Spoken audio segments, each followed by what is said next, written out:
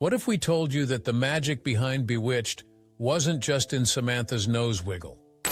For a show that looked all sparkles and spells on the surface, Bewitched had a lot going on behind the scenes. From bizarre casting switches and real-life drama to secrets that fans never saw coming. Whether you grew up watching the classic or just discovered it, these behind-the-scenes revelations will change the way you see the show forever. Stick around as we uncover 15 weird facts you probably never knew about Bewitched. Number 7 and 15 are especially wild. 1. The tragic secret Alice Pierce kept from everyone. Alice Pierce made Gladys Kravitz, the nosy neighbor, so iconic that we still call busybodies by that name today. You know the type, always peeking through the curtains, always showing up at the worst possible moment, always convinced something weird is going on next door. But here's something heartbreaking. Pierce knew she was dying while filming the show. 4 months before landing the role, she'd been diagnosed with terminal ovarian cancer. The doctors had done surgery, but they told her straight up that there was no cure. When her agent called to tell her that William Asher wanted her for a new TV show, she could have said no and spent her remaining time resting. Instead, she threw herself into the role. Here's the really incredible part. She never breathed a word about it to anyone on set. Not to the directors, not to her fellow actors, not to the crew members she saw every single day. She kept this massive secret bottled up inside while making everyone around her laugh. Sure, she seemed a little tired sometimes, but nobody suspected the truth. Pierce had already dealt with physical challenges her entire life. When she was 9, she fell from a playground swing and landed hard on her chin, stunting its growth and preventing her from ever landing leading lady roles. But she found her niche as a comic foil. She kept acting until she passed away in March 1966, just 2 years after the show began. 2 months after her death, she was posthumously awarded an Emmy for Outstanding Supporting Actress. Sandra Gould stepped in to play Gladys for the rest of the series, but Pierce's performance remains unforgettable. 2. Samantha's first baby bump got the creative cover-up treatment. When Elizabeth Montgomery got pregnant with her first child in real life, the show's creators faced a dilemma. This was the 1960s, when television had strict rules about what could be shown on screen. The producers decided to hide Montgomery's growing belly with strategically loose clothing and clever camera angles, rather than write it into the show right away.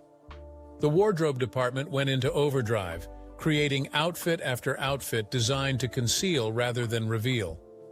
Baggy dresses became Samantha's new style. Oversized coats appeared even when the weather didn't call for them, and she started carrying things in front of her stomach. Purses, groceries, laundry baskets, you name it. The camera operators got really creative too, shooting scenes where Montgomery was only visible from the chest up, placing furniture strategically in front of her, or having her sit down behind tables and desks. It's pretty funny to think about now, considering how different TV handles pregnancies today. Modern shows either write the pregnancy into the storyline or don't bother hiding it at all. But back then, everything had to be subtle and sneaky. Looking back at those episodes, once you know what's going on, it becomes this fun game to spot all the tricks they used. Eventually, they did work Montgomery's pregnancy into the show, introducing baby Tabitha, but for those early months, it was all about creative concealment. 3. They pulled magic tricks the old-fashioned way. Before CGI took over Hollywood, Bewitched had to create all its magical moments through pure stagecraft ingenuity. Every single magical effect you saw was created by a team of hard-working stagehands, camera operators, and special effects technicians using practical tricks. Here's how it worked. Every time Samantha wiggled her nose and made something happen, a whole crew was working overtime. Let's say Samantha wanted to quickly tidy up the living room. She'd raise her arms, wiggle her nose, and zap the room clean. Elizabeth Montgomery would freeze in that exact position with her arms raised. Then the director would yell, "Cut!" and the crew would rush in like a NASCAR pit crew, racing around to remove laundry, pick up newspapers, and straighten cushions. Once the living room was spotless, The director would call action again. Montgomery would lower her arms, and boom, magic. They also used backward motion film, fast motion sequences, and invisible wires for levitation effects. When a character popped in and out of scenes, the director made sure the actors' shoes were firmly stuck to the stage floor while they dashed backstage to change costumes. That way, when they returned, they'd be standing in exactly the same spot. Bernard Fox, who played Dr. Bombay, reported getting minor surface burns from the pyrotechnics used to pop him into various scenes. These folks were creating movie magic the hard way, and it's pretty impressive when you think about all the effort that went into every single magical moment. 4. The wardrobe department didn't have to work as hard as you'd think. Here's something wild that most people don't know. Most of the supporting actors wore their own clothes on the show. Casey Rogers, who played Louise Tate, explained that they'd bring their personal wardrobe to the studio about a week before filming. The wardrobe department would clean and press everything, but that was about it. This added an authentic touch to the characters since people were literally wearing clothes they'd chosen for themselves. It gave everyone a more natural, lived-in look rather than that overly costumey feeling you sometimes get with TV shows. Agnes Moorehead, who played the fabulous Endora, often wore a stunning starburst brooch loaded with 8.5 carats of old mine diamonds. It wasn't a costume piece, it was hers, from her personal jewelry collection. Elizabeth Montgomery loved that brooch so much that she'd compliment Moorehead on it regularly. When Moorehead died in 1974, she remembered those compliments and left the brooch to Montgomery in her will. That's one heck of a hand-me-down. You can actually spot Moorehead wearing it in old episodes and even on game show appearances like Password. The fact that the actors brought so much of themselves into their characters, right down to their jewelry and clothing, made everything feel more real and relatable. 5. They switched Darrens and pretended we wouldn't notice. Viewers woke up one day to see that the producers brought in Dick Sargent to take over the role of Darren Stevens and just kept going. No explanation, no storyline about Darren getting a new face through a magical mishap, nothing. They acted like it was the same guy all along, as if viewers wouldn't notice that Samantha's husband suddenly looked completely different, sounded different, and had a slightly different personality. It was like they thought if they didn't acknowledge it, maybe we wouldn't either. Fans absolutely noticed, of course, and it became this elephant in the room that everyone talked about, but the show refused to acknowledge. Imagine tuning in one week, and your favorite character suddenly looks completely different. It's jarring and weird, no matter how good the new actor is. Sargent did a fine job with the role, but he brought a different energy to Darren. York had portrayed him as more neurotic and high-strung, while Sargent was more laid-back and easygoing. Still, the show kept its popularity despite the jarring change, which says something about how beloved the concept was. People loved the magical premise and the other characters enough to stick around, even if they never quite accepted the replacement the same way. 6. The real story behind Dick York's sudden exit. Dick York's departure from Bewitched remains one of TV's most talked-about cast changes, but the reason was straightforward and incredibly sad. Years before joining the show, back in 1959, York had been filming a movie called They Came to Cordura. During one particular scene involving a railroad handcar, something went wrong and York ended up tearing multiple muscles in his back. It was a serious injury that needed extensive rest and physical therapy to heal properly. But this was Hollywood, and the show must go on. York didn't take the time off he needed. He pushed through the pain, took medication to manage it, and kept working. By the time he was cast as Darren Stevens on Bewitched, the injury had never properly healed. The physical demands of filming a TV show made everything progressively worse. You're on your feet for hours, doing takes over and over, lifting things, moving around sets, and maintaining energy even when you're exhausted. For York, every day on set was a struggle with constant, severe pain. He relied heavily on pain medication just to make it through filming. The situation got worse until finally, during the 5th season, York's body gave out. He was in so much pain that he physically couldn't continue. His performance is even more impressive when you realize he was delivering those lines while dealing with excruciating pain. 7. A heartbreaking real-life tragedy connected to Larry Tate. David White played Larry Tate, Darren's often demanding boss at the advertising agency. In real life, White was a single father raising a son named Jonathan after his wife died from complications during her second pregnancy. When the show needed to give Larry and Louise Tate a son, White asked if they could name the character Jonathan after his real son. The writers agreed, adding a touching personal element to the show. It was a sweet gesture that let White honor his son on national television. But the story takes a devastating turn that's hard to even talk about. On December 21, 1988, Jonathan White was a passenger on Pan Am Flight 103, which was destroyed by a terrorist bomb over Lockerbie, Scotland. All 259 people on board were killed in one of the most horrific terrorist attacks in history. David White never recovered from the loss. He died of a heart attack just 2 years later in 1990, and he was laid to rest alongside his son at Hollywood Forever Cemetery. Knowing this backstory makes those scenes with little Jonathan Tate on the show hit completely different. When you watch David White playing the proud father to little Jonathan, knowing what eventually happened adds such a heavy layer of sadness to something that was meant to be lighthearted entertainment. 8. Elizabeth Montgomery had strong opinions about her daughter's name. When it came time to name Samantha and Darren's daughter, Elizabeth Montgomery pushed hard for Tabitha because she loved how old-fashioned and witchy it sounded. She'd gotten the idea from Edward Andrews, a fellow actor whose daughters were named Tabitha and Abigail. Montgomery thought it was absolutely perfect for a little witch, evoking that classic New England witch trial-era feeling. The name had history and character, and it fit perfectly with the show's magical themes. But here's where things went wrong. Somehow, when the credits rolled for the first time, the name appeared as Tabitha, with an A instead of an I. Montgomery was absolutely horrified.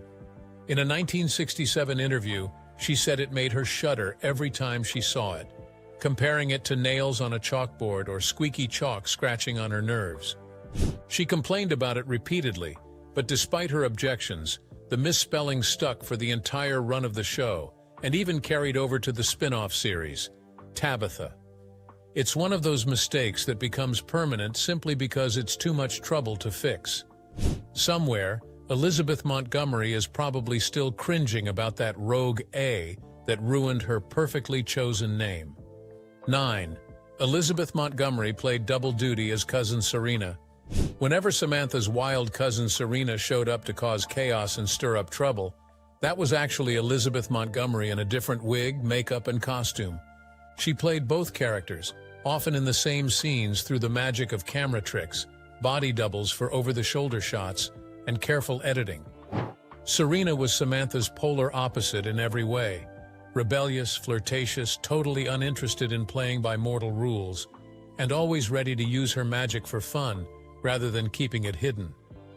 Montgomery credited the character as Pandora Spox in the credits, which was a fun inside joke that kept people guessing for years about who this mysterious actress was.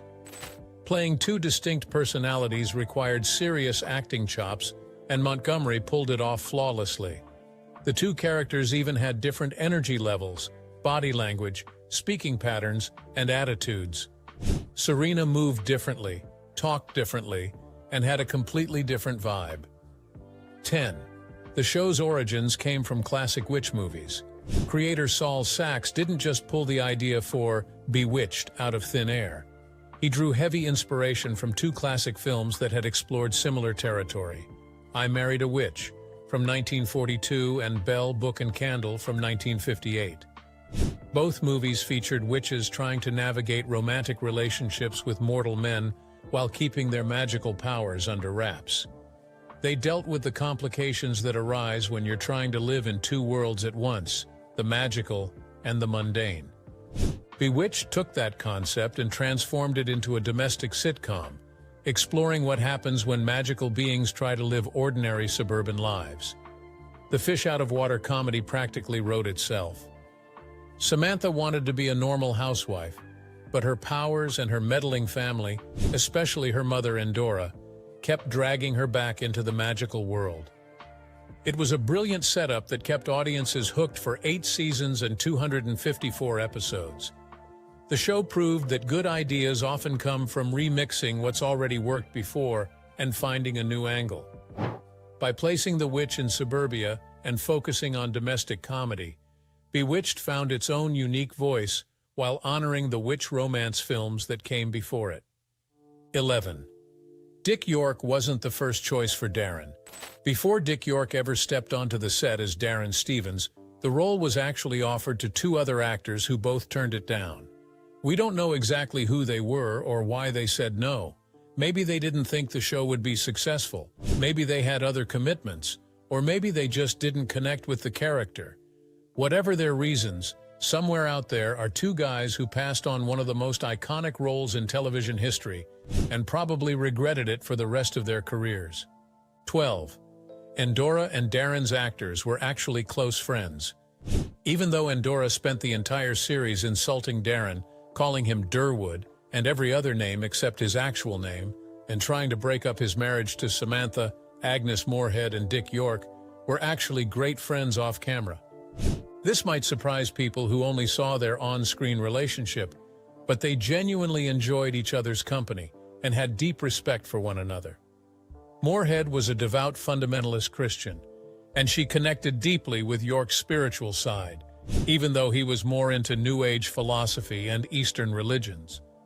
She respected his acting abilities immensely and loved working with him. When health problems forced York to leave the show, Moorehead was genuinely upset and disappointed.